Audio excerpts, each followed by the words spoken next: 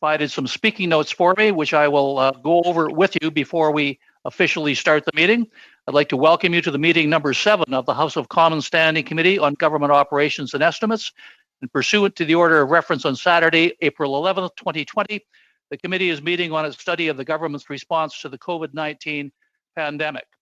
And before we start, let me just say that I noticed by seeing all of my colleagues on attendance video conferencing, I know that many of you must be anxiously awaiting the opening and reopening of barbershops across the country. So I hope that happens within the next few weeks. Colleagues, I would also like to announce the schedule for committee meetings next week. This has been approved by the whips, although I'm sure it's subject to change. But we will be meeting Monday. Our first meeting will be Monday, May the 4th from 2 p.m. to 4 p.m. Eastern Time next week. And Friday, May 8th, that's next Friday, from 11 a.m. to 1 p.m. Eastern Time. Now, that has been a change. I believe all of you, however, were notified by your respective whips and by the House a little earlier on this week. Now, based on the discussion of the last meeting, the analysts have prepared a revised work plan, and it was distributed to all members of the committee this last Tuesday. Now, as OGO will be meeting on Monday, it's very important that the committee review that work plan and give the clerk some guidance on who should be invited to appear on Monday and Friday of next week. We only have a few days, so if there's additional witnesses or if you want to make major revisions to the work plan, the clerk would appreciate it very much if you could get that information to him immediately. At 2:50, or approximately 10 minutes before we conclude the first hour of this afternoon's meeting, I will be suspending the meetings and dismissing the industry officials who will be with us for the first 50 minutes as we consider the work plan. And before we set up the witnesses who will appear from 3 p.m. to 4 p.m., I'd like to have some conclusion and some agreement as to the work plan as suggested. So if there are any major changes, we'll try and deal with that before we get to the second hour of this meeting. That will be in public also, colleagues. I want you to be aware of that. We are not going into a camera at any time. All of the discussions will be completely in public. Now, as you know, and we've discussed this individually, earlier today, the clerk sent out some guidelines about interpretation and how to use the interpretation channels during the conference.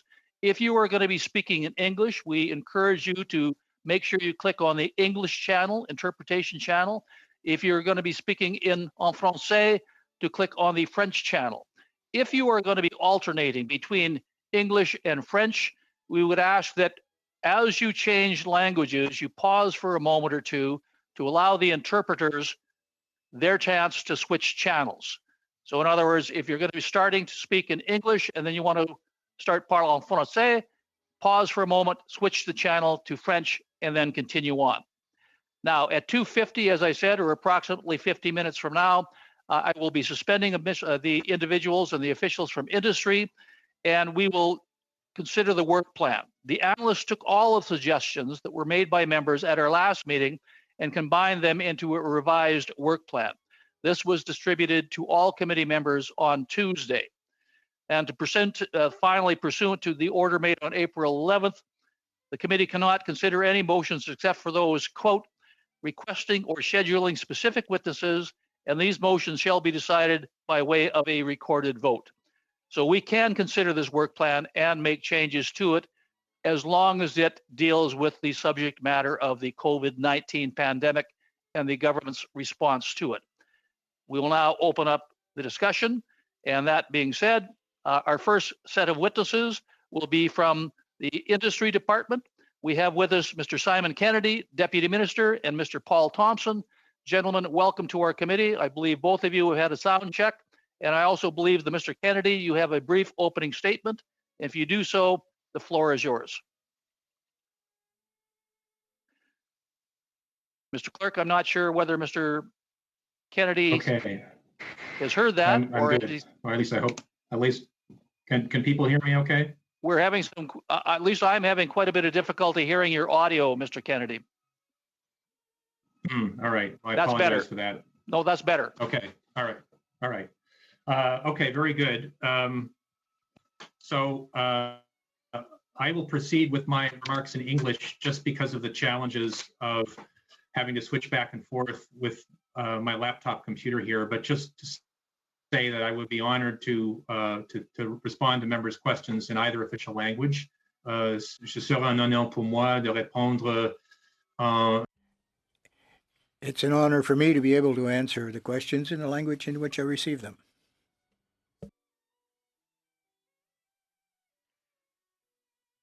And for some reason, Mr. Kennedy, your screen is frozen, and I'm not receiving any audio whatsoever. I'm not sure if our clerk has any ability to correct this or not, or do we have to suspend to go to IT? Paul, have you any sense of what's happening? Checking with IT right now, sir. Thank you.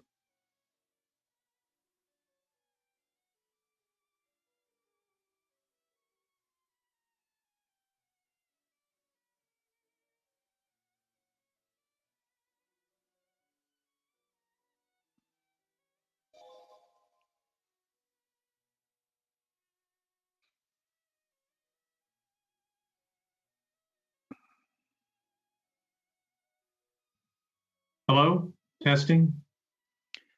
We have you back on the video screen, Mr. Manley, but your audio is still very low. If you my audio remains low. I was just on with the industry committee and things were working fine, so I'm certainly hopeful it's not my equipment. I have a high-speed connection here. Can people hear me okay, or is it still very poor? We can hear you now, sir. Yep. Okay, look, I'm very sorry about this, obviously. So I was going to say, just as all departments have been called on to protect Canadians and our economy during this extraordinary time, Innovation, Science, and Economic Development has been working hard and trying to do its part to deliver a strong, immediate, and effective response. Mr. Chair, I have witnessed a deep commitment within my own and other departments to do what it takes to help individuals and businesses manage the economic disruption caused by this pandemic.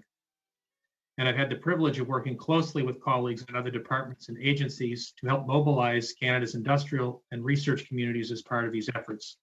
Since the government's call to action to Canadian business about 6 weeks ago, nearly 6,000 Canadian companies have offered their expertise and capacity to help combat COVID-19 by retooling, scaling up, or providing urgently needed goods and services. ISED has been moving swiftly to work with these companies to help build a secure domestic supply of key personal protective equipment for Canada's frontline health workers as they fight the pandemic. And we have shifted the focus of our business innovation programs to directly target COVID-19. We are accelerating applications and the approval process so that projects can get off the ground quickly to address the most urgent issues. And we are making progress through our Strategic Innovation Fund, Innovation Superclusters, the Innovative Solutions Canada program, and the National Research Council's Industrial Research Assistance Program.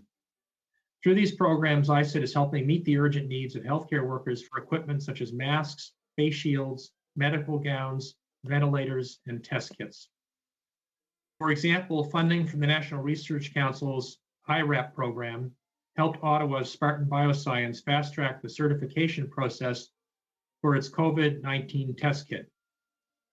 And following a call out to its more than 970 members to develop and scale up new health products and equipment, the Next Generation Manufacturing Canada Supercluster has already reviewed and conditionally approved 7 projects for ventilators, test kits, and face shields.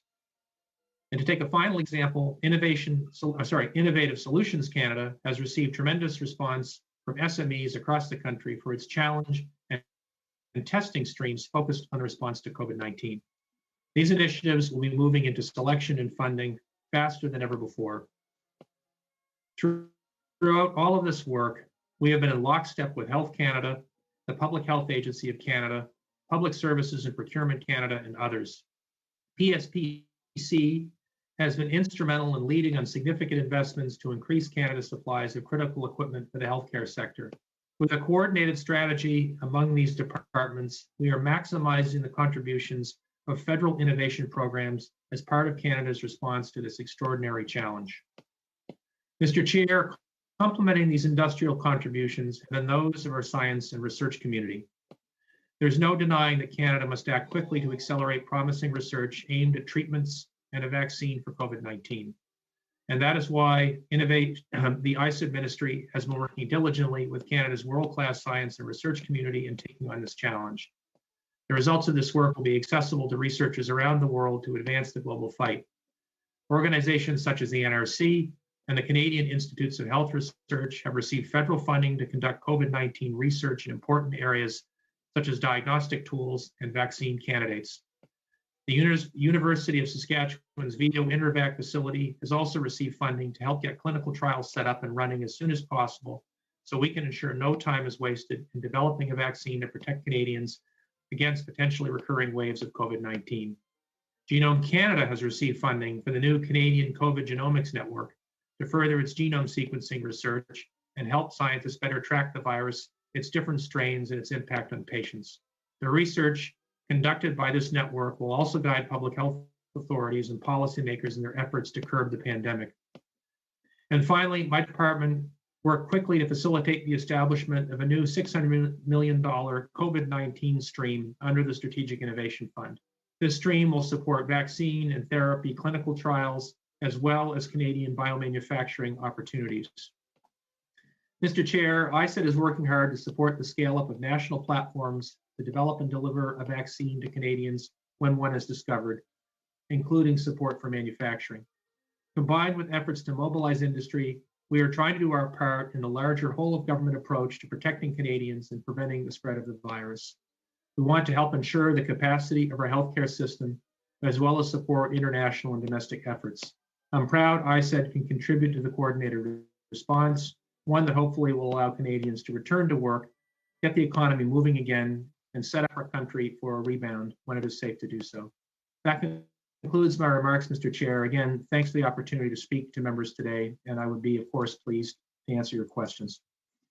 Thank you, Mr. Kennedy. Colleagues, before we go into our round of questioning, I've been informed that we should be concluding our meeting as close to 4 p.m. as possible. The technicians are going to be needing at least 1 hour to set up for the next meeting, which starts at 5 p.m. So I'm going to make a decision that this first hour will be somewhat truncated. We will continue along until about 2:50 p.m., at which time I will dismiss the witnesses and suspend the meeting, have a brief committee business meeting, and then bring our next witnesses in at 3 p.m. sharp. So with that said, we have got time for about, by my clock, about 25 to 35 minutes worth of questions.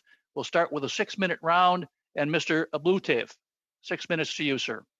Thank you, Chair. Bonjour tout le monde, and good afternoon to all.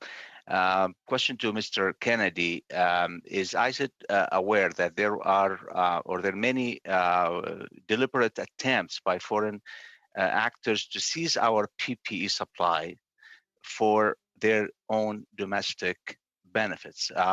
According to Global News, there has been this has been going for probably for a while, since January, and it's going in effect by groups that tie to PRC. So if ICID and the government is aware of that, yes or no, and what is our plan to somehow counter or to prevent that from happening?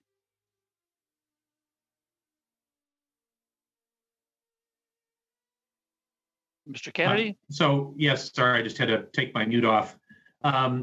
So I would say that as the Deputy Prime Minister has been widely quoted in the press, it is a bit of a Wild West internationally in the efforts to procure these kinds of supplies. I will be frank with this committee that I'm not directly involved in the international procurement of these supplies. That's run by the Ministry of Public Services and Procurement. So some of the specific answers to those questions would have to be directed to them. What I will say is that the concerns around the difficulty nationally has been one of the key motivating factors in our ministry working to scale up domestic production. And when we are actually working with firms, Canadian firms, in an effort to, in some cases, shift their production into the manufacture of things such as medical gowns or ventilators, one of the things that we work with those companies to look at is the potential vulnerabilities in their supply chain. So we want to make sure that when we're contracting with Canadian firms, that we're able to ensure that they're able to deliver, because they're not, for example, reliant on important components that may be coming from abroad or maybe coming from sources of out of the country that are risky. So we take that into part of the context when we do our domestic manufacturing scale-up work. But I am not personally, and my organization is not personally directly involved in some of the overseas purchases. That's led by PSPC. Okay, speaking of local manufacturing and self-dependency on local products, do we have the proper raw material in Canada to be able to produce some of the PPE equipment? So, Mr. Chair, I think the great answer to that is, in many cases we do. This is a new territory, I think, for many of us in the private sector as well as in government. There's been a lot of innovation that's been brought to the table. I could just give a couple of examples. There's a global shortage of the specialized fabric that's used to make medical gowns, surgical gowns, and other kinds of protective clothing. But we've been able to discover Canadian-made fabric that actually meets all of the specifications of Health Canada. And actually, that fabric wrap is used in the construction business. It's not actually used in healthcare, but it turns out that after testing and assessment, it fully meets the medical specifications. So the company that makes that fabric, which is in Nova Scotia, has shifted its supplies to the garment industry, and we're now making these medical gowns in Canada. And much the same is true in a number of the other areas. So yes, I think the answer to your question is we have been able to date, we've been able to find Canadian replacements for many of these products. I think, Mr. Kennedy, you're referring to something called non-woven material. And that is China has basically bought everything was in international supplies months before the COVID-19. And now they are running themselves out of it. That's why I'm asking if Canada is ready. Do we have the raw material? That's good news. And you think we have enough to for at least for a self-sufficient supply? Well, Mr. Chair, I think I'd be going out on a limb to make definitive declarations, but certainly the volumes of, in the case of gowns, for example, the volumes of this kind of alternative fabric are significant. And okay. Actually, my understanding is that we're not concerned about a shortage in that area because we found these alternative supplies. So that brings to our attention the counterfeit equipment that's being basically coming to Canada from different sources, from different places. What's the efforts of the government to track down these counterfeit equipment and to make sure that they're not basically first of all, coming to the country, and second, to be used for our own people? Mr. Chair, I think again that question is probably best directed. Okay, I go down to. Pardon me. That's best directed to the procurement ministry, okay. Because they actually are the ones who make those purchases and do the follow-up.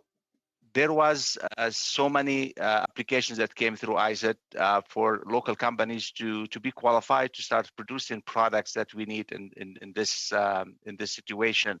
How many businesses have applied, and how many were accepted, and what were the main criteria for accepting or rejecting those applicants?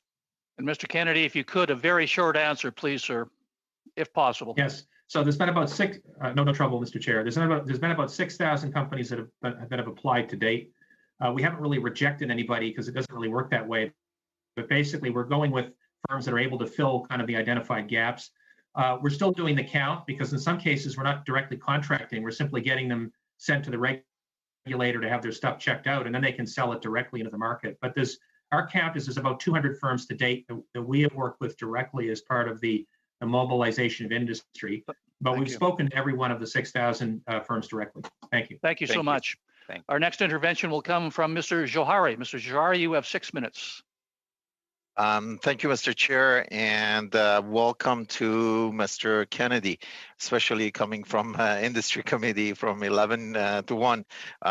We benefited in that committee from insight from the minister as well as your feedback. Specifically, as you're closing in your remark, you talked about the $600 million COVID-19 as part of the Strategic Innovation Fund. Can you quickly expand on that one, and how is that fund? Is that a reallocation of the 2.5 billion part of the two? How did that number came about, and what is it focused on? Sure. So thank you, Mr. Chair. These are new funds, and the plan for these funds is, as I mentioned before, it is in support of the development of medical countermeasures. So, in my layperson simple terms, that would be in support, for example, of large-scale vaccine clinical trials, as well as the manufacturing capability to actually produce a vaccine at scale for the Canadian population. So that would be two really key examples of what that's for.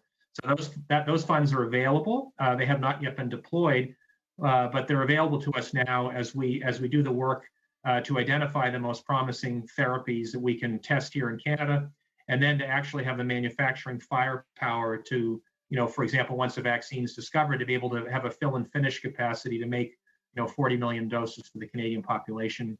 That capacity needs to be built, and we want to get a head start on that. So that's what those funds are for.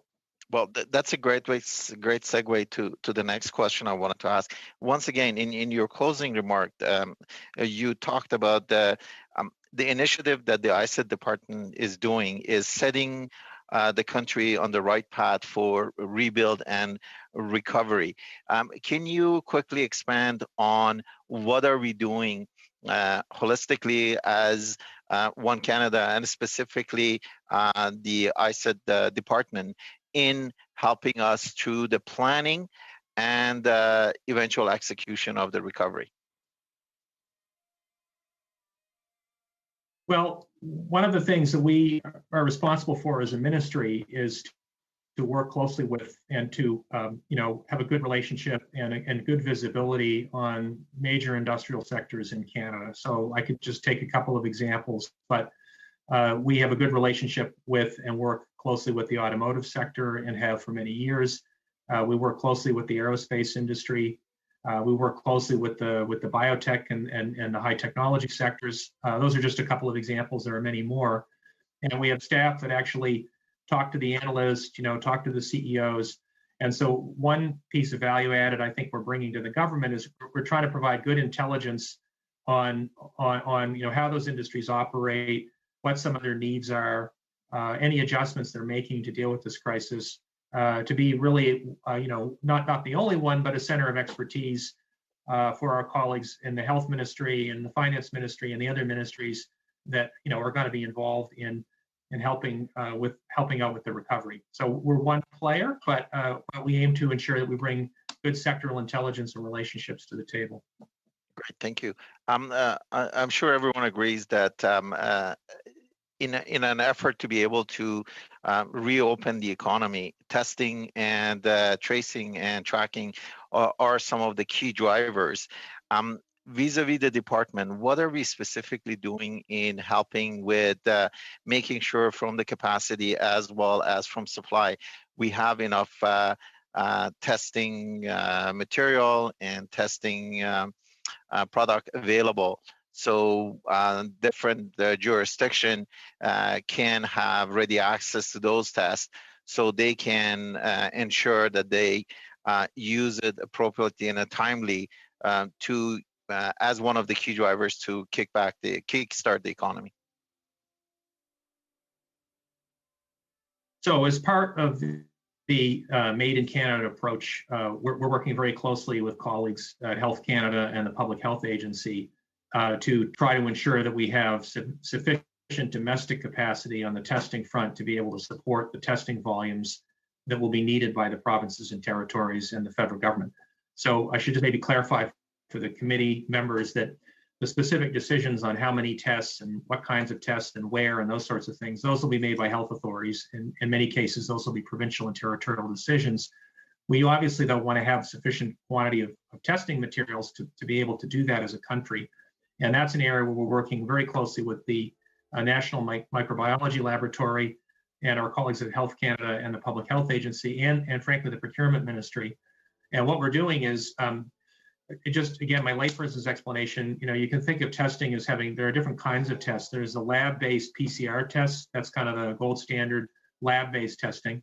And then there are point of care tests. And we're trying to work across all fronts. And basically what we're doing is going through the list of ingredients and equipment that's needed for those lab-based tests that are being done, and making sure that for every one of those things, we have some line of sight on whether there's Canadian manufacturing capability and whether those ingredients can be sourced in Canada. We don't want to be in a position where some vital constituent part of the test is from a country where there's no supply or it's unreliable or whatever. So we're kind of going through the shopping list and making sure that we have access to all the ingredients. And then we're also doing Thank you. we Thank just you. ran a challenge function. Thank you very much, Mr. Kennedy. Okay, yes, sir. Unfortunately, Mr. Kennedy, if you have further information to share with the committee, I'd ask you to do so in writing through our clerk, because we're quite tight for time. I will now go to Madame Vignola. 6 minutes, s'il vous plaît, Madame. 6 minutes, please, ma'am. Yes, good day, and thank you very much for your presentation, Mr. Kennedy. You spoke of 26,000 businesses. Of these 26,000, once they have been identified, once they've been offered financial assistance, I think then they determine their production capacity. Don't you think that there might be a little bit of redundancy in that? Why should we have to re-go through the process with PSPC? Hasn't it been confirmed in advance what their capacity is?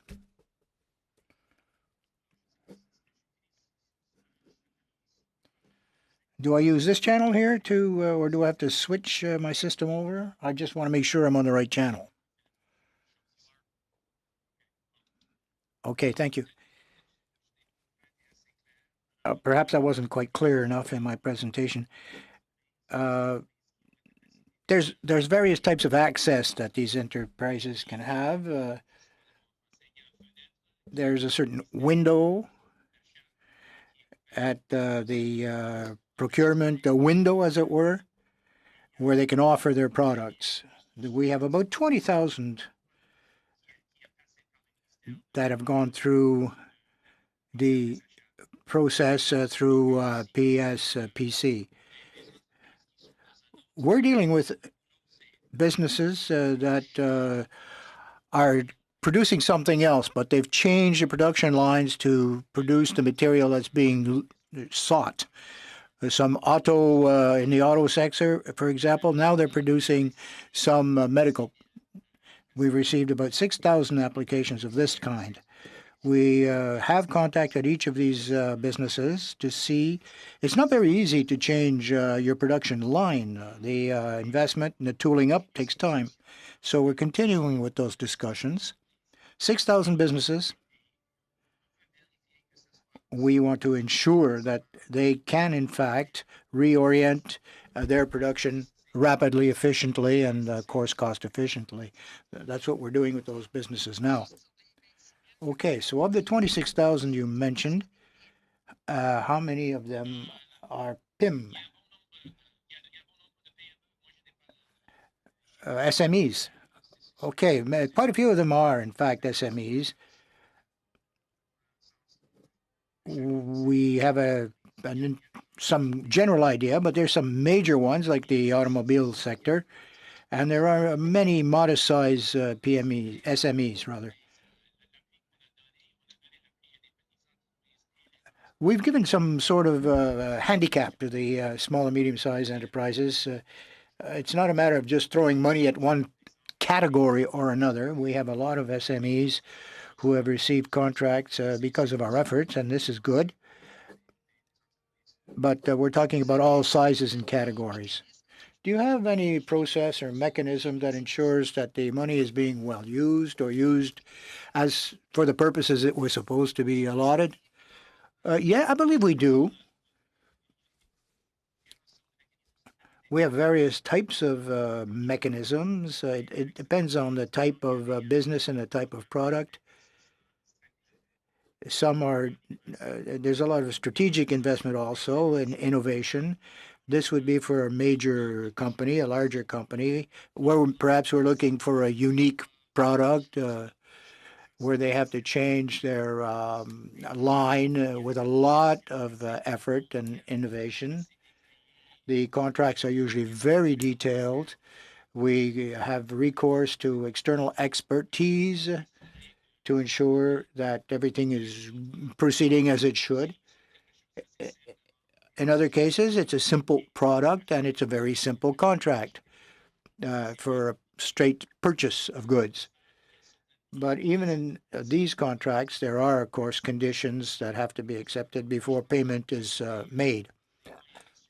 We do have adequate means to ensure that the funds disbursed are authentically used. We're quite strict on that. Well, some of my previous readings, you're going to check out these businesses, and if it's not selected by PSPC, what happens to the financial support that you offer these companies? Well, there are various forms and formats of offering funding to these businesses. Oh, I think my computer just froze up for a minute here. There's a plethora of programs that are available. Some are focused more on the workers or the jobs, but we don't manage those. We're looking at the fabrication, the manufacture of products for the health sector. We can't just offer a contract without having discussed it in advance and seen exactly what the expectations are on both sides, whether it's medical gowns or anything else. It's not a matter of just going out there holus bolus and offering it to everyone. We have to target those who are capable of providing us with what we need. I understand you're back online with us now. Do you have questions for Mr. Kennedy? So if anything could have gone wrong today, it did. I totally appreciate the situation you were in last week, Tom. I think the game now for me is to keep my cool. And one of the ways I'm going to do that is actually by offering up this round to my good friend Paul Manley from the Green Party to let him fire away. Well, I get settled in because I'll be honest with you, I'm still a little bit frazzled. So Mr. Manley, if you have questions, I'm happy to share some time with you, and then I'll jump back into the second round, assuming that we have that. Thank you very much. Mr. Manley, are you with us? I am. Well, thank you for that, Mr. Green. I appreciate the time. Sorry to hear you're having technical difficulties. Nothing like me getting caught out on the phone in the middle of Parliament the other day and getting that shot of me. It was less than flattering. So I brought this up in the industry committee meeting about Taiwan and the use of masks there for citizens in general. My brother lives and works in Taiwan. Everybody gets a mask as part of a rationing, three masks a week. My sister-in-law never stopped working. My brother stopped teaching for 2 weeks. And Taiwan was in one of the top 10 countries affected by COVID-19. At the very beginning, they had their first presumptive case the same day that Canada did. Now they're at 114 on the list. They've had 429 cases and 6 deaths. They're not testing very much. They test 2,600 people per million compared to Canada, where we're at 20,000 per million. And the masks and the hand sanitizer in front of every building, every transit station, there's hand sanitizer, and people just wear masks in public places. Here in my riding, Harmac Pacific creates a K10S pulp, which is used for surgical masks, and they're exporting to the United States. These are really basic paper masks. They're not like the N95 masks. And I'm wondering if the government has explored getting somebody to manufacture those kind of simple masks here with that kind of paper, working with our local pulp mill to ensure that we have masks for citizens so that we can get people back to work.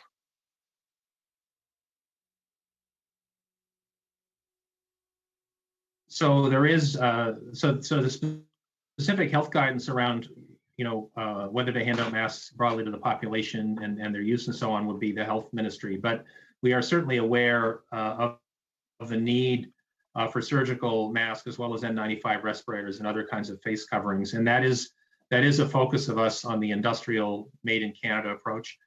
So, for example, we're working with General Motors recently to produce a large volume, weekly of these kind of basic surgical masks. There are other companies that we're working with to produce both surgical masks and N95 respirators. So I think the short answer to the honorable member's question is absolutely masks and respirators are a priority as part of our domestic scale up, and we're looking at those opportunities to build much greater domestic self-sufficiency in that area. Thank you. I have another constituent who's involved with a company called Medea Medical Products, and he has been in contact with me for over a month. He got the company lined up with Buy and Sell, and they're a Canadian company, but they manufacture in China, and they manufacture N95 masks, and he's just found that it's been very difficult to have communication and to get any uptick on getting masks into Canada from this company. And so this is a company that's been offering. I've heard from other companies that have been offering services and products, and some of them are just going straight out to. We have a company here in town that's just making the shields, and they're just providing it to our hospital and to our healthcare workers rather than going through the government system. And I'm just wondering, is there a way that we can get this streamlined so that these companies can be more involved in this process with the federal government? Yeah, I would say, Mr. Chair, that certainly at ISED, we're working very hard to try to respond to every company that has written to us or has contacted us, and we have a network of advisors across the country that are doing that. On Buy and Sell, I can't speak for my colleagues. That would have to be directed to the Public Services and Procurement Ministry, but I know that they are working very hard too to reach out to people that have contacted them. They have had a much higher volume of people contact Buy and Sell than we have had, but certainly at ISED, we're making an effort. I believe at this point we've contacted every firm that has reached out to us, and we're tracking all of that to make sure that we circle back to companies that have reached out. Thank you very much. Unfortunately, colleagues, we'll be out of time now, so I want to thank Mr. Kennedy, you and Mr. Thompson for attending. You are both excused. And once again, I'm sure we'll be talking with you at a later date. Colleagues, will now still be in public, and our discussion for the next few minutes will be on the work plan, which, as I mentioned in my opening remarks, has been sent to all of you. This is a revised work plan, and it is hopefully going to be meeting your specifications that you gave our analysts last week. But I'll open up the discussion now to see whether there are any other revisions that you think should be required or any new witnesses that you believe should be added to the witness list. Perhaps to initiate the discussion, I'll start with Mr. Drouin. And then if you have any questions or any comments you'd like to join in the discussion, please raise your hand, and I'll hopefully get the chance to see your hand raised and then recognize you once Mr. Drouin has finished his comments. Francis, take it away. Thank you, Mr. Chair. And I'll just say a few comments. On the fourth meeting, we have absolutely no issue with Mr. Pervin, Ms. Santiago appearing on the issue of allocation of emergency benefits. The only comment I'll make is about the president of the Treasury Board appearing on that specific theme. You know that because the Public Health Emergency Act has passed, Treasury Board, while it does have a role, has a limited role to play. So I'm just wondering, and I'll digress to the committee to ask whether or not if they absolutely want the president of the Treasury Board to appear sooner rather than later. We're happy to entertain the idea of him having to appear in front of the committee, but probably he would have more to say on the issue of federal employees. And that's it from our side. Thank you, Francis. Mr. McCauley, did you care to offer some comments or observations? Mr. McCauley, you'll have to unmute. Yeah, I'm trying to unmute. Francis, sorry, I'm going to bounce back to you. When you say later, what are you thinking of for later? Because they're two-pronged with TBS, obviously, as the employer of the government, but also the guy writing the checks. Are you thinking later at the end, later as in 2 weeks from now? No, we're fine with having the president of the Treasury Board. All we would ask is that perhaps we can combine that session with the issue of employees, specifically for the minister or the president of the Treasury Board. Do him 1 hour with him, 1 hour with Mr. Purvis. And the others, yeah, sure. I mean, we don't. It's just out of respect to you and to the opposition. It's just he may not have much to say on the allocation of benefits.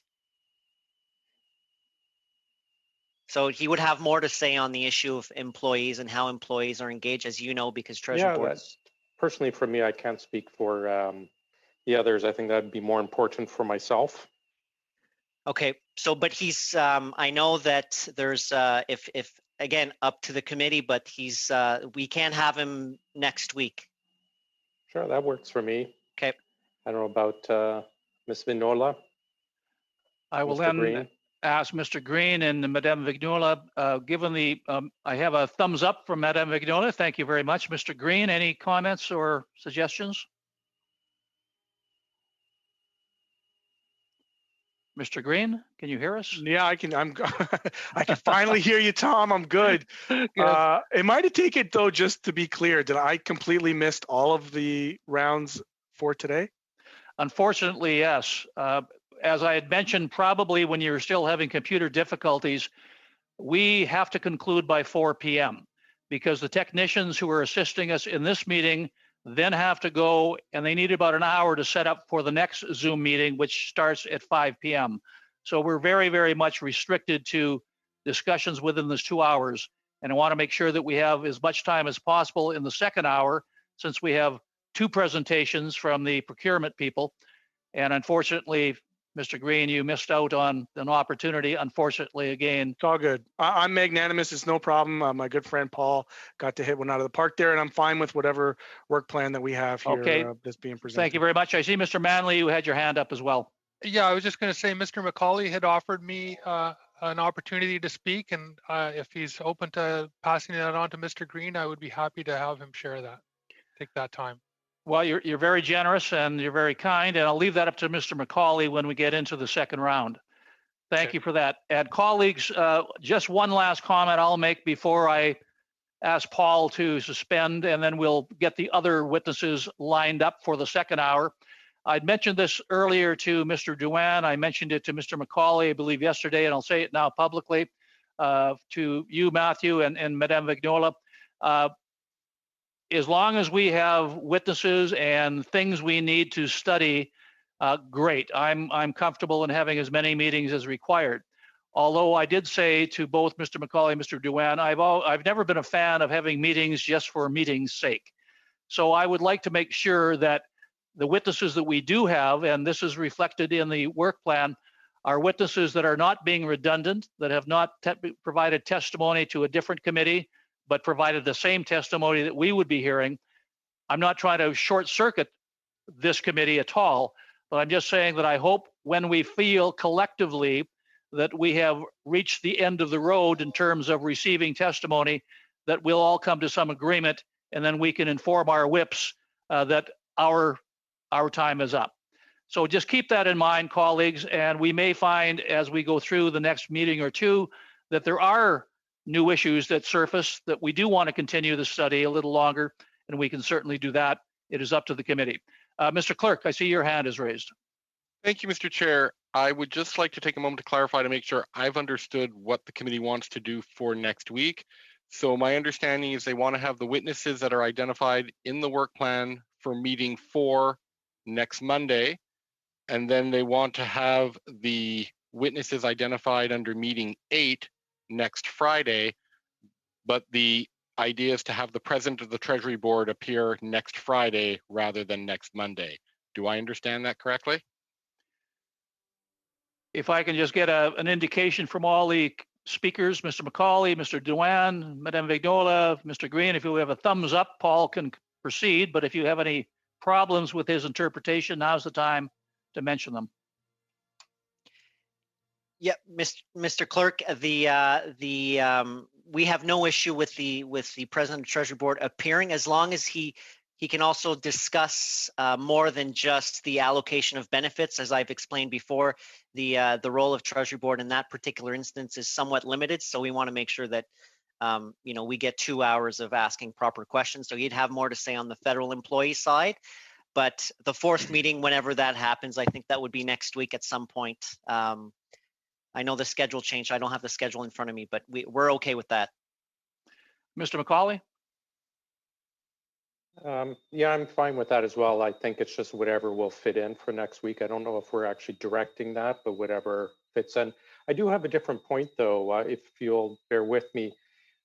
I don't want to say we're wasting time, but we are eating up time trying to get everyone online, getting all the technology going. In light of that, can I propose, if it's the will of the committee, that any statements by witnesses are provided in advance for us to read, that our time is not used up having a witness like industry did just sit and read for 10 minutes. It took away, between the lost time from the technology and reading, it took away 2, perhaps even 3 steps. I would love if we just mail it to us, we can read it, and then so we have enough time with our witnesses and taking full advantage of time.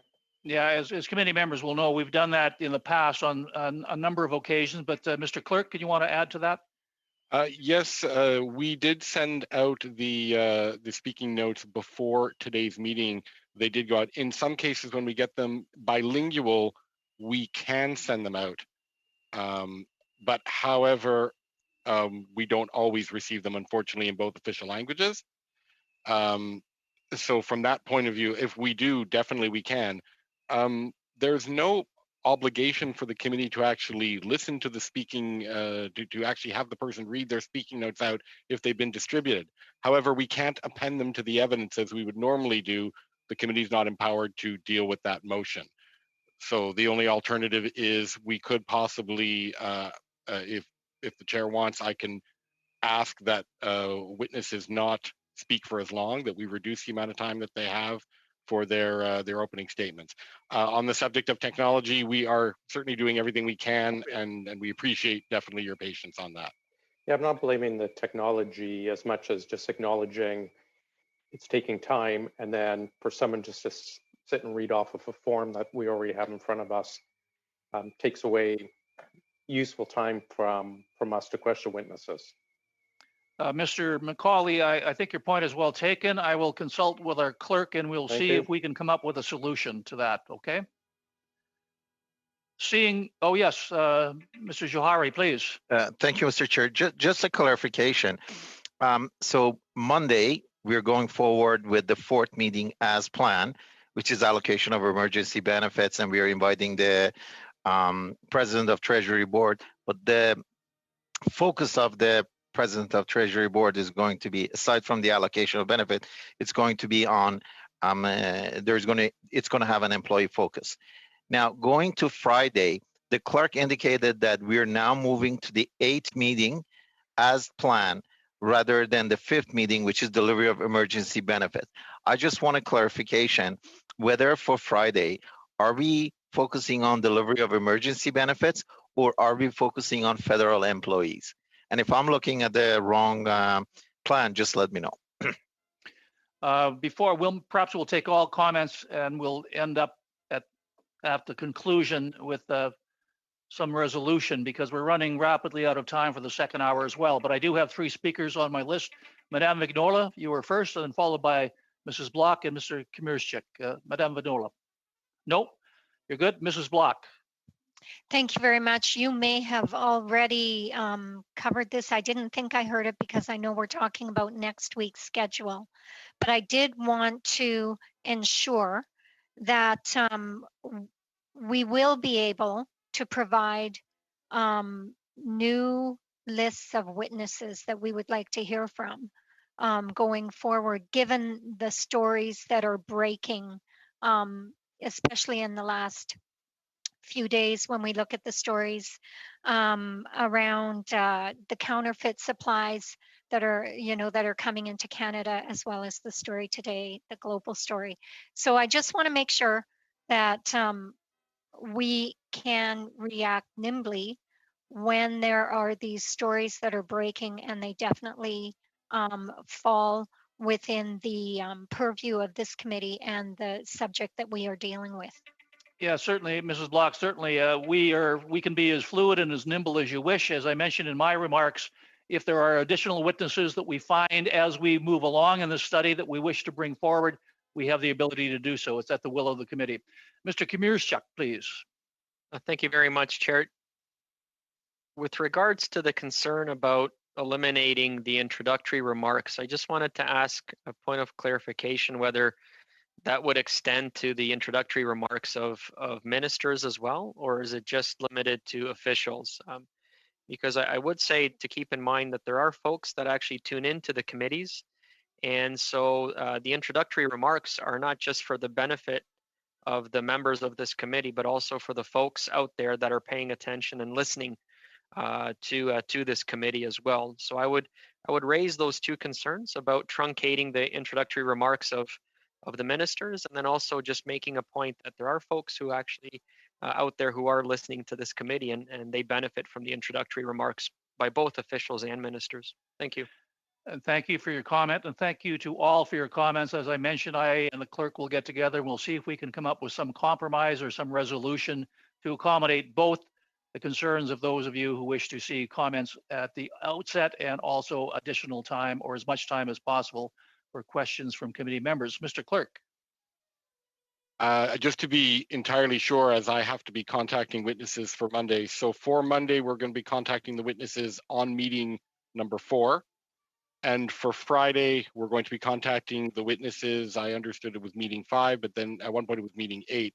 I just want to make sure that I understand what is being agreed to by the committee now. And I may be wrong, please correct me, committee members, if I am, but my understanding was next Friday would be witnesses who were originally scheduled meeting number 8. Is that correct? Who is on or meeting number 8? What witnesses, please? Sorry. I have the list here. The Chief Human Resources of Treasury Board, the Associate Assistant Deputy Minister, Employment Conditions and Labor Relations, Patrick Borby, President of the Public Service Commission, the President of the Public Service Alliance of Canada. So it's all around, okay. It's federal employees, essentially. Okay. There are several others as well. And is that agreeable to everyone? Works for me. Seeing no objection, then Paul, I think you've got your marching orders. That seems to be sufficient. Yes, thank you. Now, Paul, again, I'll defer to you. Will we be able to suspend for a few moments as we get our second hour witnesses prepared? Yes, I do recommend you suspend briefly. Thank you very much, Mr. Chair. Colleagues, we are suspended for a couple of moments. We'll reconvene as soon as possible.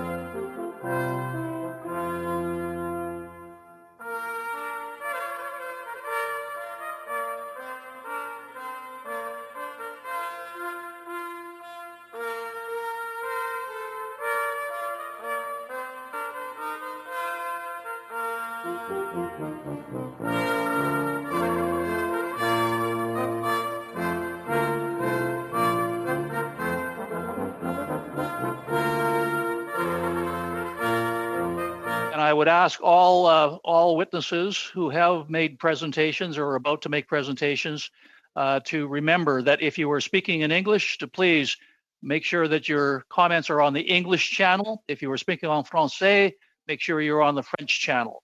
Lastly, we have only about 50 minutes left because we must conclude at 4 p.m. to allow our technicians to get ready for the next Zoom video conference. We have two opening statements, one from Mr. Jedlik, one from Mr. Irashi. I would ask that colleagues and gentlemen, you try and keep your comments as concise as possible to allow as much time as possible for questions from our committee members. Mr. Jedlik, with that brief introduction, the floor is yours, sir. Great. Thank you to the chair and members for inviting me back to the committee. It's my pleasure to be here, and I hope I can be of assistance. I'm joined today by the Deputy Procurement Ombudsman, David Rabinovich, who is also participating via Zoom from his residence. I'd like to begin my remarks by thanking Canada's healthcare workers who are on the front lines of this pandemic for risking their own health and well-being to lead us through these difficult times. Je tiens également à remercier tous. I would also like to acknowledge and thank all the people who are providing equally essential services to ensure that all Canadians are provided with access to food and can stay securely isolated in their homes. Thanks also goes to all public service workers throughout Canada who are working selflessly to ensure access to screening tests, medical devices and PPEs, as well as financial aid and other vital support programs. Translation administrative professionals who make it possible for us to work remotely, including enabling us to do the important work the committee is doing today. Now I'd like to explain to you my role and mandate. I'd like to explain my role within federal procurement, as some of you may not have been here on the committee when I was last here 2 years ago. The Office of the Procurement Ombudsman opened in 2008 with a focus on providing small and medium businesses an avenue of recourse for procurement and contracting issues. My office operates at arm's length from other federal organizations, including Public Service and Procurement Canada. While I report to the Minister of Public Services and Procurement, the Minister has no direct involvement in my office's daily activities or the contents of my reports. Specifically, my legislative mandate is to, 1, review complaints regarding the award of certain contracts for goods below $26,400 and services below $105,700. 2, review complaints regarding the administration of certain contracts regardless of dollar value. 3, review departments' practices for acquiring goods and services to assess their fairness, openness, and transparency and make recommendations for improvement. And 4, provide alternative dispute resolution like mediation services when requested and agreed to by the parties to a federal contract.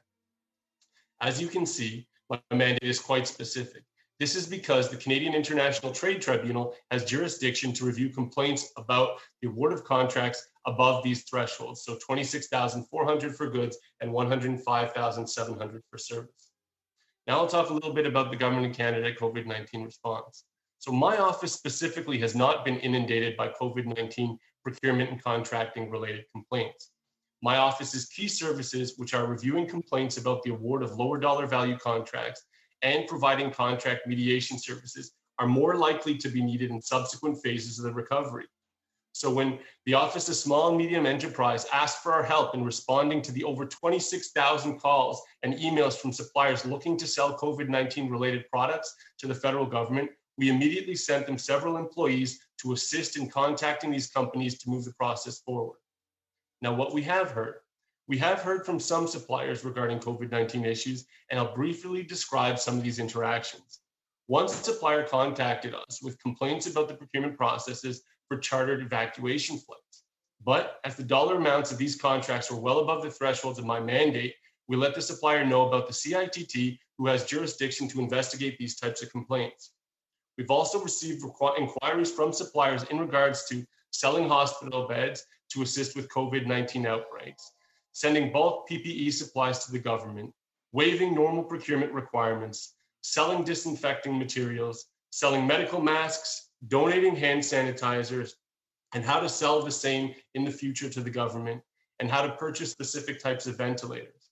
For each of these inquiries, just as within non-COVID-19 inquiries, we explain our mandate to the supplier in case they need our investigation services or our mediation services, and we provide them with an answer directly or point them to a federal organization that can.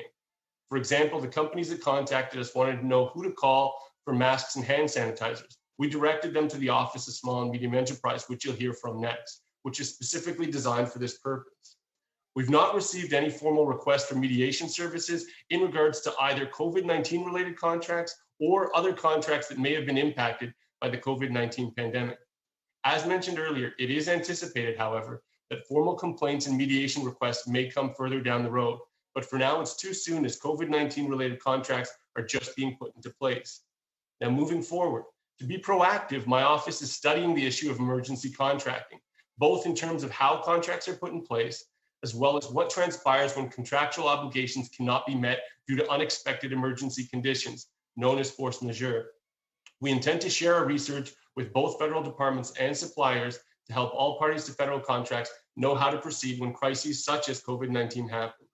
We also want to hear from Canadian suppliers, including small and medium-sized businesses, diverse business owners, to learn about their experiences during the crisis so that we can share this information broadly with contracting organizations. As time passes, we anticipate receiving complaints from businesses who hoped to but did not obtain federal contracts during the crisis, and 2 mediation requests regarding existing contracts that were not completed due to the crisis. As always, we will be there to review these complaints and to provide our mediation services so that businesses and departments can get back to business. My office has a successful track record in mediating contract disputes, and I urge all of you and anyone listening to contact us for help in this area. I would welcome the opportunity to come back to the committee in the future to report back on our COVID-related work and findings. In closing, I'd like to thank the committee members again for inviting me, and I'm pleased to answer your questions. Thank you, merci. Thank you very much, Mr. Jedlik, on your economy of words. We will now go to our second presentation. Mr. Irachi, you have a brief comment to make or a brief opening statement. Please go ahead, sir. The floor is yours. Thank you. Good afternoon, Mr. Chair and honorable members of the Standing Committee, and thank you for having me here today. My name is Lorenzo Irachi, and I'm the Director General of the Office of Small and Medium Enterprises at Public Services and Procurement Canada. Joining me today is Louis Martin Parent, Director for the National Capital Region. Today, I'd like to focus my remarks on two areas. First, I'll provide an overview of the Office of Small and Medium Enterprises and how we work to assist smaller companies in federal procurement. Second, I will highlight how we are supporting the broader efforts of Public Services and Procurement Canada and the Government of Canada to acquire the equipment and supplies that our frontline healthcare workers need in the fight against COVID-19. Mr. Chair, let me begin by providing a brief overview of the Office of Small and Medium Enterprises, or OSME for short. OSME was created in 2005 to specifically address the needs and perspectives of smaller businesses selling to the Government of Canada. Our organization has a network of 6 regional offices stretching from Victoria to Halifax. In addition to our regional offices, we have a toll-free national info line which companies can call if they have questions or need assistance. Our dedicated team helps companies in a number of ways. First, we raise awareness of the fact that our organization exists and is a resource available to them for assistance. Second, we educate companies on the federal procurement process and where to find information or opportunities. Third, we provide direct assistance to those interested in participating in federal procurement. In addition, we seek to advocate on behalf of smaller companies, both within Public Services and Procurement Canada and, to the extent possible, with other federal organizations. Our goal is to identify and reduce barriers that smaller businesses can face when doing business with the Government of Canada. Mr. Chair, OSME also encourages Canadian companies from traditionally underrepresented groups and helps them participate in federal procurement. To do so, we work with external stakeholders, partners, and associations to reach their respective constituencies. We want to ensure that they are aware of OSME and the services that we offer so that federal government can benefit from the great diversity of Canada's business community. We do all this through activities such as free seminars, webinars, one-on-one meetings. In essence, we try to make it as easy as possible for smaller businesses to reach us so that we can answer their questions and help them on their journey through federal procurement. In addition, we make information available through our website, buyandsell.gc.ca. This website provides information on federal procurement, as well as most tenders or solicitations undertaken by PSPC and other federal departments and agencies. Moreover, OSME works with provincial and territorial counterparts to explore opportunities for collaboration. As a result, our department has signed agreements with 11 provinces and territories in support of the Canadian Collaborative Procurement Initiative. The objective of this initiative is to allow provinces and territories to use our department's procurement instruments when it is to their benefits. During this pandemic, we've worked to make procurement instruments that may assist provinces and territories available to them. As you can see, OSME offers a lot of information, tools, and resources to help Canadian companies, particularly smaller ones, to participate in federal procurement. Mr. Chair, I'd now like to briefly highlight how OSME is supporting the government's efforts in combating the COVID-19 pandemic. On March 12, 2020, Public Services and Procurement Canada issued a call for action on the Buy and Sell website. The response has been enthusiastic. We've received more than 26,000 forms through our website, including roughly 16,500 from Canadians and Canadian companies. In addition to communicating via email with Canadians and Canadian companies who submitted forms, OSME has been working to reach out to those and speak to all Canadian and Canadian companies who have submitted forms. This is allowing us to obtain additional information on the goods or services that these companies are offering, and we're capturing this information to help our procurement team assess and triage the information received. We also want to ensure that these companies are aware of our services. In essence, we want to encourage them to consider doing business with the federal government as we move through this pandemic and emerge from it.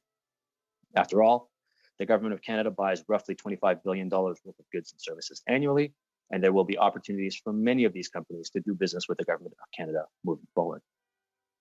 Mr. Chair, even though OSME does not actually procure or issue contracts directly for companies, we are nonetheless engaged and working diligently to do our part during the pandemic. Although we've had to shift our focus in a temporary but complementary way, OSME's mission remains the same. We want to help smaller companies do business with the Government of Canada and represent their views and interests within federal procurement. In closing, Mr. Chair, I note that OSME is appearing alongside the Procurement Ombudsman and his office.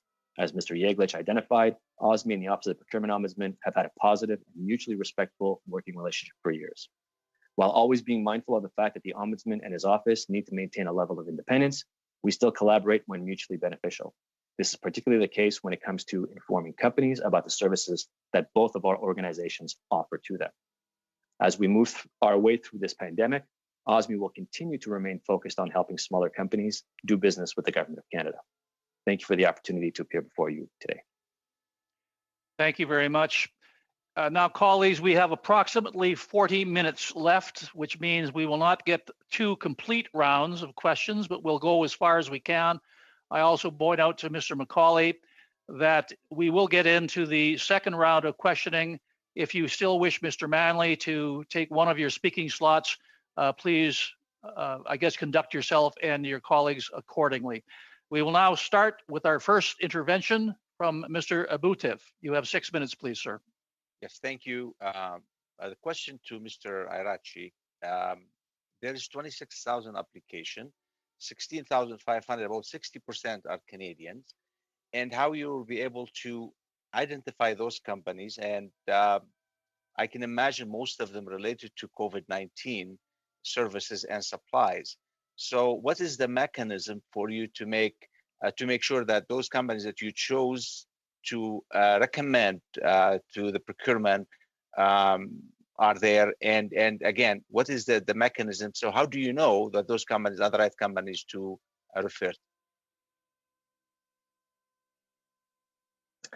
Thank you very much for the question. So the 26,000 forms that have been submitted, as I indicated, roughly 16,500 of them are from Canadians or Canadian companies. And what we are doing right now is we're following up with all of these companies to have conversations with them and, in fact, to obtain additional information. I would say that the companies who came forward and submitted forms fall, generally speaking, into 2 broad categories.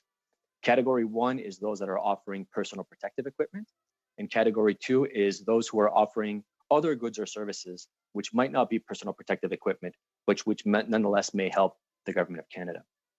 I'll deal with category 2 for just a moment, and then I'll come back to category 1. When it comes to category 2, what we as an organization have been pointing out to companies is that right now, our department's primary focus is to buy personal protective equipment. Many of these companies who have come forward have identified goods or services that we as a government are likely to need moving forward. So in this regard, we want to make sure that first, they're aware of our office and the fact that we can assist them in terms of understanding federal procurement. And second, we want to make sure that they're also aware of the fact that there is an email notification service that they can register to through very, very simple and quick steps, which will keep them informed every time there's a tender that is issued that is specific to the good or service that they're buying. So this situation has given us the opportunity to reach out to a lot of these companies and to make sure that they are aware of the services that are available to them. Do we know if these companies have chain supply in Canada, or they're relying on international markets to bring products into Canada, or in specific the PPEs? So with regards to personal protective equipment, when we reach out to companies, we are asking them for more information, including the question that you just asked, which is where their supply base is coming from, whether it's domestic, whether it's international. And we're obtaining as much information as we can, and we're recording all that information, including a company's business number, whether they have the required medical device establishment license, what kind of products that they have. We also give them the opportunity to confirm that the products that they are looking to sell conform with the standards that have been established by Health Canada and the Public Health Agency of Canada. And that information has also been made available on our website. So we capture all this information to be able to help our procurement team in terms of identifying potential companies for moving forward. With COVID-19, emergency is number one issue. Time is definitely very, very important. How do you see that your structure to be able to provide the process to be shortened as much as possible in order to be able to flip this information to be useful for the procurement agencies, for procurement departments, in order to act quickly on it? So if we're talking about a length of a process, how long would it take you from the moment you see the inquiry or the application in your system until you act on it? Is there an average time that you've experienced throughout the last few weeks? So Over the last couple of weeks, we've been actively engaged in reaching out to all the domestic companies who have submitted forms. And in fact, in the course of the last 2 to 2.5 weeks, of the 16,500, we've reached out to just over 12,000 of those companies and are obtaining information. As we obtain information on these companies, we are updating that information within our database, and we're sharing that information on a regular basis with our procurement team. We're obviously. Okay, sorry, I cut you off. Have we experienced new entities within Canada that you've never seen before, that they're coming forward with the new ideas, innovative ideas? They want to help at all levels of supplies and so forth. Have you experienced that from being there? Have the buyandsell.ca website. Have you looked into that just to see who's the new players here and whether we can benefit from these more? Thank you for the question, and the answer is absolutely. As I mentioned before, we've had a lot of companies approach us who may not have typically thought about doing business with the Government of Canada. For those who truly have innovative approaches, or for those who are looking to be able to retool or to do different business in order to be able to have domestic capacity, we work in collaboration with our colleagues at Innovation, Science and Economic Development Canada, or ISED. And we make, because they have programs in the field of innovation, as well as they're responsible for the retooling element of it. So we make sure that those companies are aware of the fact that our partner department in ISED is an avenue for them to be able to explore options and to be able to obtain support. Having offices. Fortunately, Chair, how much time I have? You have no time left, but thanks for asking. Thank you. We will now go to Mr. Wheeler for 6 minutes, please.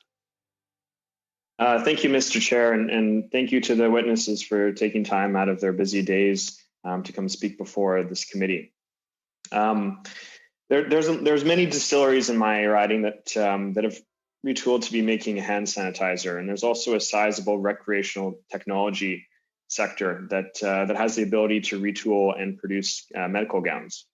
And my question for you is how are you marketing to these and other businesses about the opportunities that are available for them to contribute to the federal government's efforts to get through the pandemic?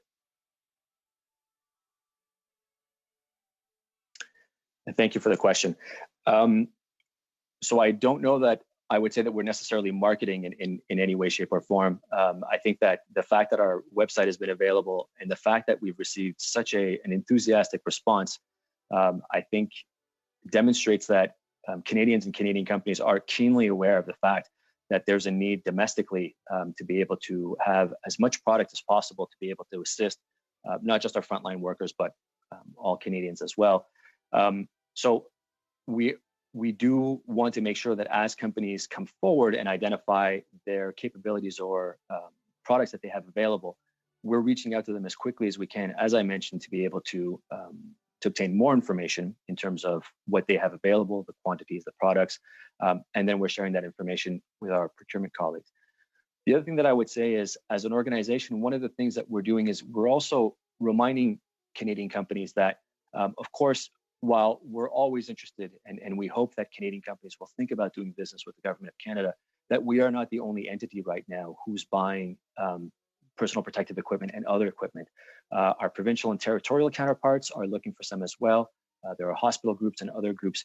So, of course, we're encouraging people to be able to make available as much product to as many different people as possible, because at the end of the day, more product that's available within Canada, I think, is a benefit to all of us. Absolutely, and I very much appreciate that. And you mentioned earlier that the website that many businesses can go through to find out about federal government opportunities is the buyandsell.gc.ca. And I can imagine this has been a major, huge influx of new business coming in.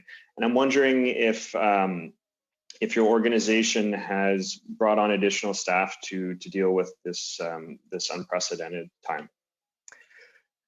Thank you for the question. I'm just going to make sure I didn't mute myself. Thank you for the question. So yes, the same way that the Office of Small and Medium Enterprises is doing its share to help Public Services and Procurement Canada, the department has been wonderful in terms of helping us out.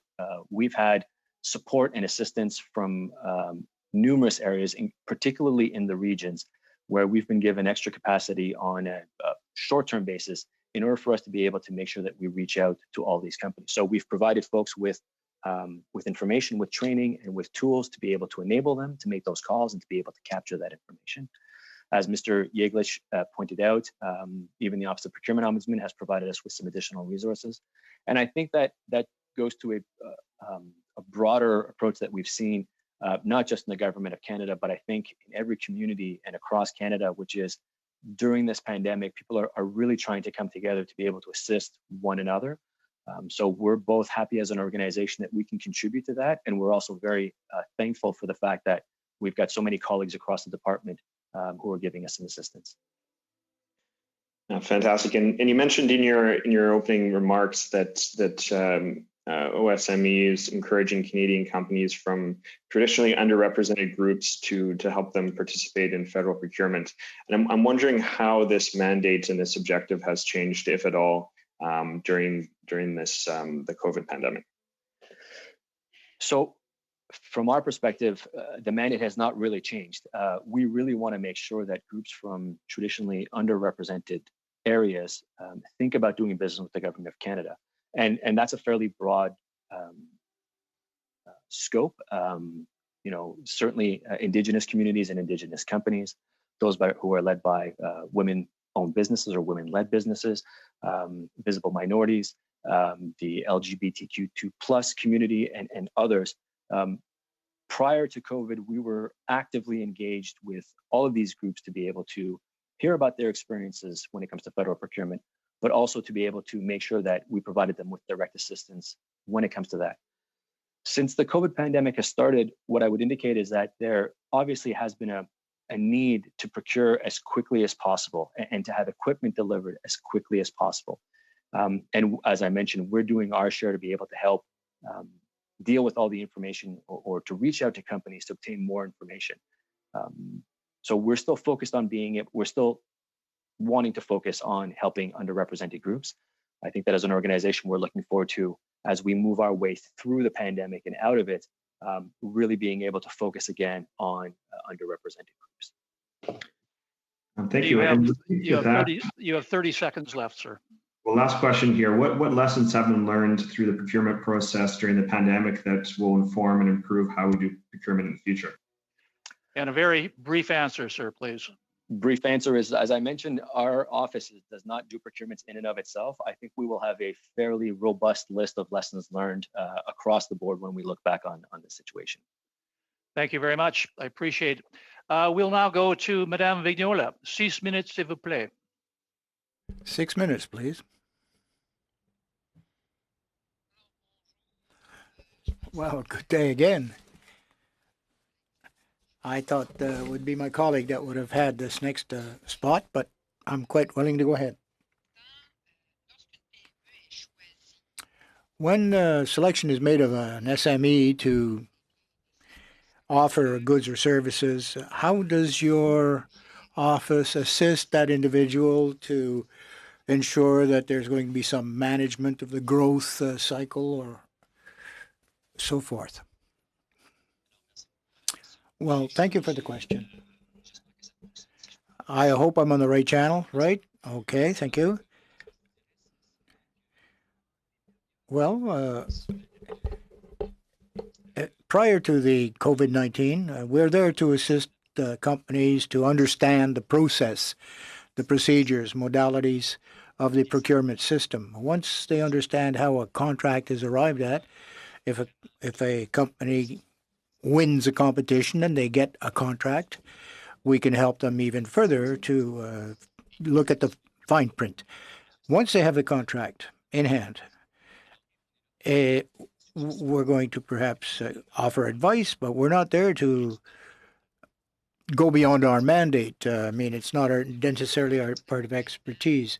So once they get a contract, there's not necessarily any further accompaniment, as it were.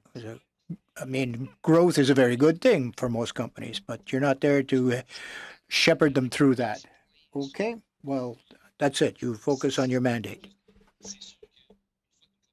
Once a company has won a contract, well, the door is never closed, but if they have further questions, if they have observations or comments, we really love to get feedback on their experience with the procurement system. And if they need further support, information, or whatever, we can point them in the right direction. Thank you. Of the 26,000 companies that have responded, several thousand of these 16,000 Canadian ones offered their services. How many came forward? Well, I can't give you a specific number at this point. Based on my experience, the OSME, the vast majority of companies with whom we do business are in fact SMEs. The definition we use is established by Statistics Canada. 499 employees or less. Based on statistics, the vast majority of companies in Canada are of that category. And even if I could give you a specific hard number, I can't say that the vast majority of these companies would be smaller, on the smaller end of these. I don't know.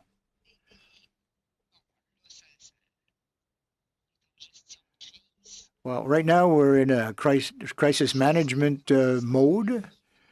The first measures put into place in early March probably influenced and impacted your mandates and how you do business. We were given some forewarnings in the end of 2019, if I remember. COVID was in January 2020, our first case. Did you take a sort of a preventative approach, a proactive approach with these, or did you wait till March? Well, I would say for ourselves, for most of these companies, March was a very, very dramatic month, a very harsh impact. Once the website was upgraded to encourage companies to learn more if they had goods or services that they were to offer, 12th of March, I believe. From there on in, we saw a significant change in the flow of business here. As I said in my preliminary comments, we offered a number of conferences, seminars, webinars, and we wanted to make sure that companies were aware of our existence and that we were accessible, available, and that our assistance was open to them. We saw significant change. We couldn't really get to meet people face to face, obviously, social distancing. So we had to do things either by telephone, WebEx, electronically.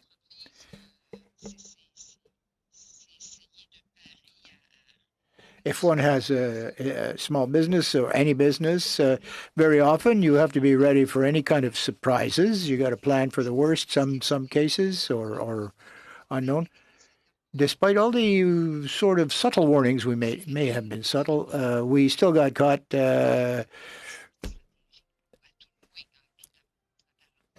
by surprise. And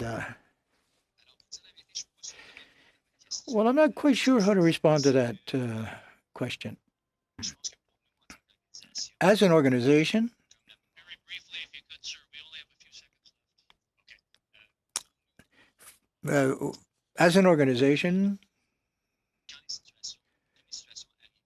as the situation was developing, as we can see in other areas in the private sector, we had to react, and we had to react quickly.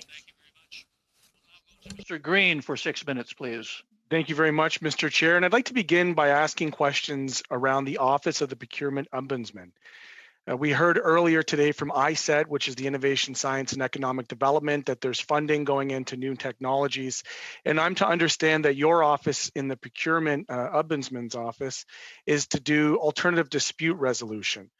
So what mechanisms are in place to ensure that the businesses who have received funds and government contracts have actually used them for their intended purpose? And does your office play a role in mediating the results of the contracts that have been put in place, or is that left up to individual departments? Great. So thank you very much for the question. In terms of making sure the money is spent where it's designed to go, that isn't the role of the office, but the second piece of your question is exactly what we do. So the parties to a federal contract who are involved in the management and administration of the contract can in fact use our ADR services. And that's exactly what one of the aspects of our media mandate is meant to do. So what then would happen to a business, for instance, who didn't secure the contract with the federal government, but have received funds? So again, that would be a bit of a different situation. It would be more of a grant and contribution type scenario. So we only review federal contracts, right? And so those wouldn't fall part of our review mechanism. So I think those would fall to the parameters of the grant and contribution scheme that was set up by ISED. Okay, and now this one is going to the Office of the Small and Medium Enterprises.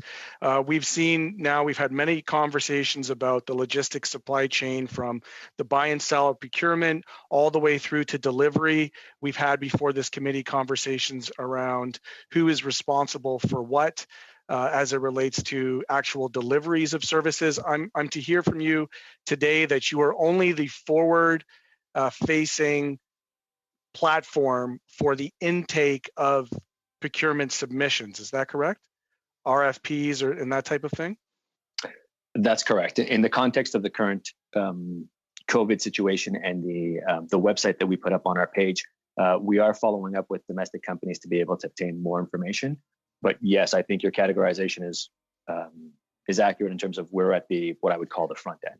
So understanding that, there's been some gaps between departments, between delivery of services. We've brought on big logistics companies like Amazon. Has there ever been any discussions in your department to extend the scope of work to include a more robust A to Z kind of service of product procurement, delivery, and tracking? So your question is whether there's been conversations about that? I'm sorry.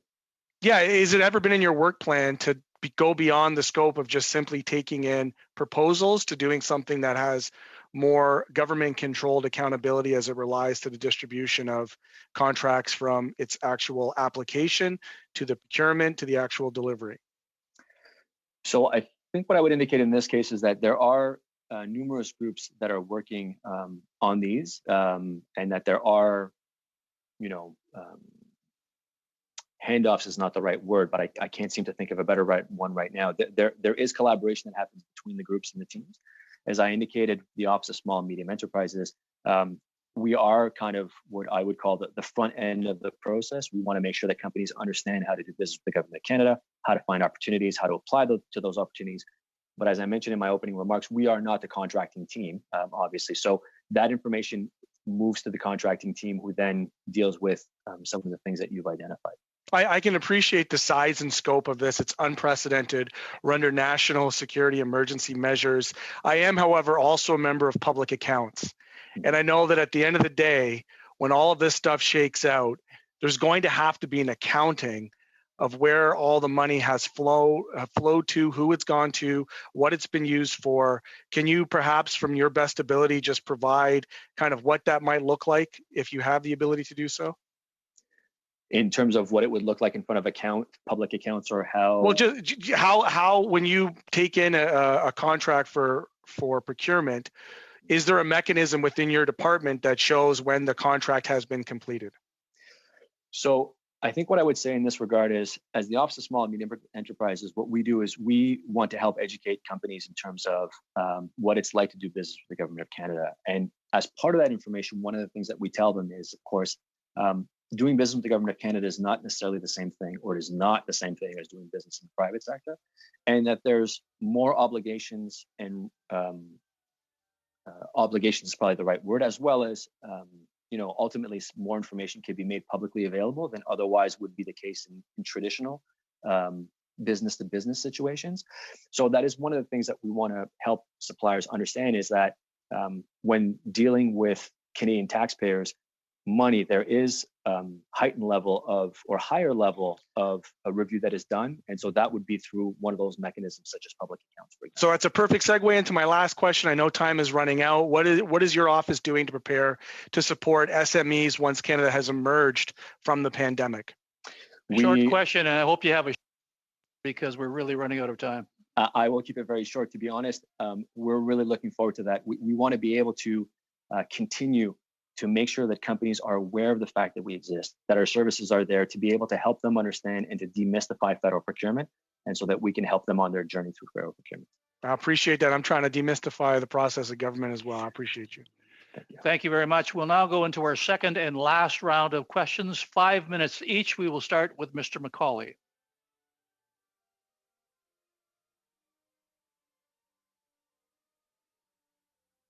Mr. McCauley, yeah, I'm sorry. Mr. Aracci, I'll start with you. First of all, I want to give a shout out to your Edmonton office. I've done several seminars with them throughout the province. They do an incredible job, some of the best service I've seen out of the public service. We've heard so much about the 26,000 companies who have applied through buy and sell to sell to the government.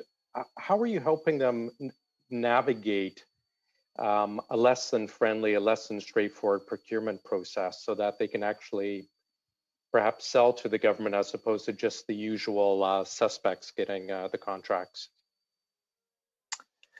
Thank you very much for the question, and thank you for the positive feedback. It's really great to hear that. I'm fortunate to be working with a team of such dedicated and passionate public servants. So I'm glad to see that your experience has been positive. With regards to your question, as I mentioned in a previous question, we are wanting to make sure that companies, we're using this opportunity to make sure that companies know that we exist and that we can help them on their journey through federal procurement. There are going to be some companies inevitably that will not get contracts in the immediate term, but that doesn't mean that we may not be able to do business with them in the future as we move through this pandemic. So are we seeing public works? We know there is a contract, there's an issue with how difficult it is to get through the RFP process. And that's shown up in your the annual reports for years out of your office.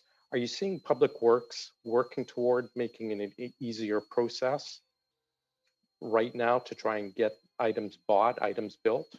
Or are we still dealing with the same cumbersome RFP process? So you mentioned the annual report. I don't know if the question was directed towards me or towards the procurement ombudsman. I apologize. I just want to make sure that. Oh, procurement ombudsman. I'm sorry. I'll ask them that. Are you seeing any change from public works from up above to lighten up the process to help out SMEs? So thank you for the question. One of the things that we are happy to report when we speak to companies is the fact that over the course of the past couple of years and for the last while, there's I'm thinking more the last 2 months or last month. Oh, specifically with regards to COVID-related procurements? So it's difficult for me to answer. As I mentioned, my team doesn't actually do procurement. I know. So I need to be cautious on this. What I would say is that I think what we've observed, or what we've observed is the fact that there has been a movement to be able to do things as quickly as possible while, ensuring due diligence is undertaken. Right. But sorry, okay. Go I'm ahead. going to switch over now. I'm running out of time. Thanks very much. I appreciate it. Thank you. Mr. Jeglik, welcome back. And Mr. Rabinovich, hello on phone. Are we seeing a spike in sole source contracts being granted dealing with this issue? So I wouldn't be able to speak to the numerical data now, but I would imagine that the Section 6 of the government contracting regulations is being invoked due to the emergency situation.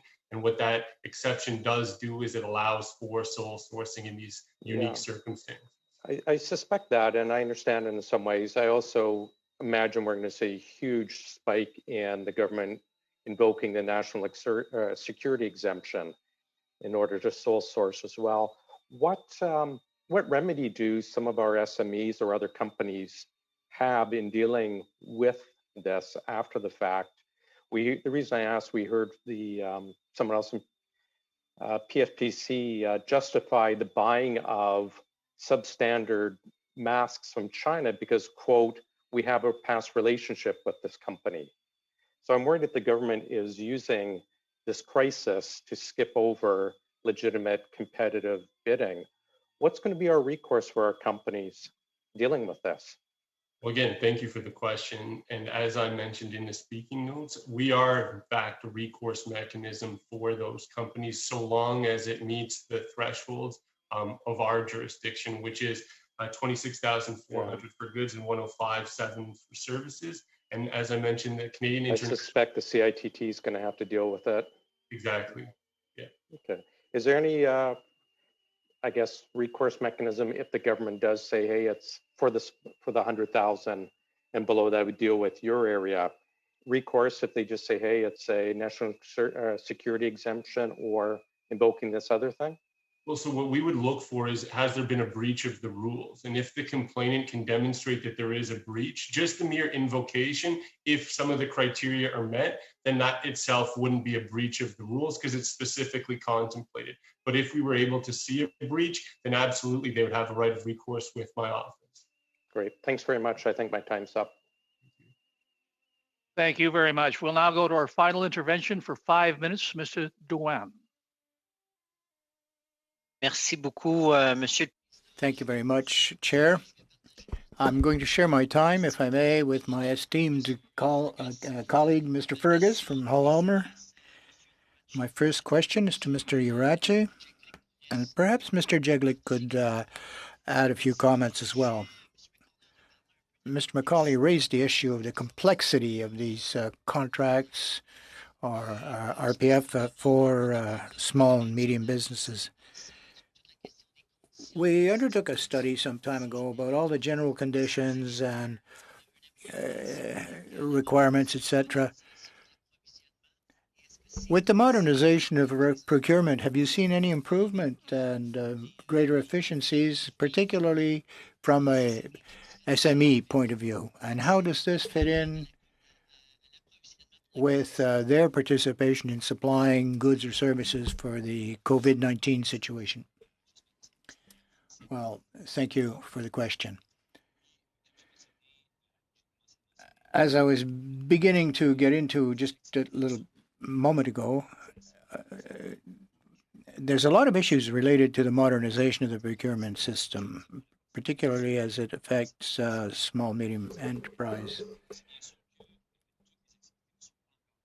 Of course, not all the process has been completed, but as a department, we've tried to do some very significant progress. The first that I would point out, we've made a major effort over the past year to try to simplify contracts, to make the language less jargon and more clear, if you will, so that it becomes easier for a company to understand. Companies were telling us in the past, if you have to go to page 75 before you can find the issues that were of interest to this company, wasn't a particularly good structure. So now what we're trying to do is develop some drafts. We're trying to foresee, perhaps, how these new approaches should be implemented, and I'm quite sure that we'll be able to continue to improve these. Another example, perhaps, the department continues to work on a digital platform for procurement to move from a system that we have now to a much more integrated and digital process altogether. Thank you. Mr. Chair, I'd like to, unless Mr. Jeglick has a comment to add, a few comments perhaps. If you don't mind. So one of the things that we're seeing that are actually in fact positive is more standardized documentation, right? So one of the things that frustrates small and medium-sized businesses to no end is that every process looks and feels different, right? And so that applies across the federal government. But now I think one of the unique opportunities that the COVID-19 crisis has created is there's enhanced collaboration between the federal government, the provincial government, and municipalities. And I think that's also been a frustration point, is that oftentimes suppliers to the federal government are also dealing with their provincial governments and municipal governments. And if there could be increased standardization, and I believe Mr. Arachi pointed to one of the collaboration initiatives that will enhance that standardization, that again helps those small, medium-sized businesses who don't have the money to hire a proposal writer to help them, respond to these complex RFP demands. So that's absolutely something positive that we're seeing. But again, there is no end to simplification. And I attest to the fact that every time you go over one of these documents, it is still a difficult read. So it needs to be a continued point of emphasis for this committee as well. Mr. Fergus, your colleague, Mr. Drouin, has left you with approximately 60 seconds. Merci beaucoup. Alors, tout d'abord, j'aimerais juste... Thank you very much. First of all, I will thank my colleague for allowing me the time to pose the question. I think, Mr. Yahashi, I first like to congratulate your department for the work that it's doing. There's a greater diversity now of businesses that are supplying goods or services to the government.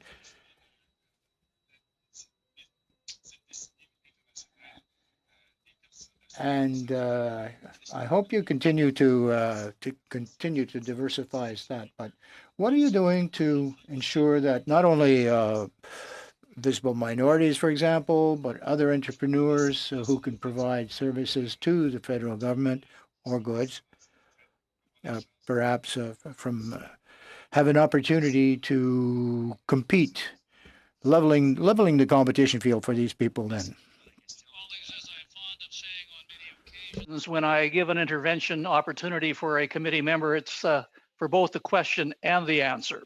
Unfortunately, Mr. Fergus, we have absolutely no time left for an answer to your question.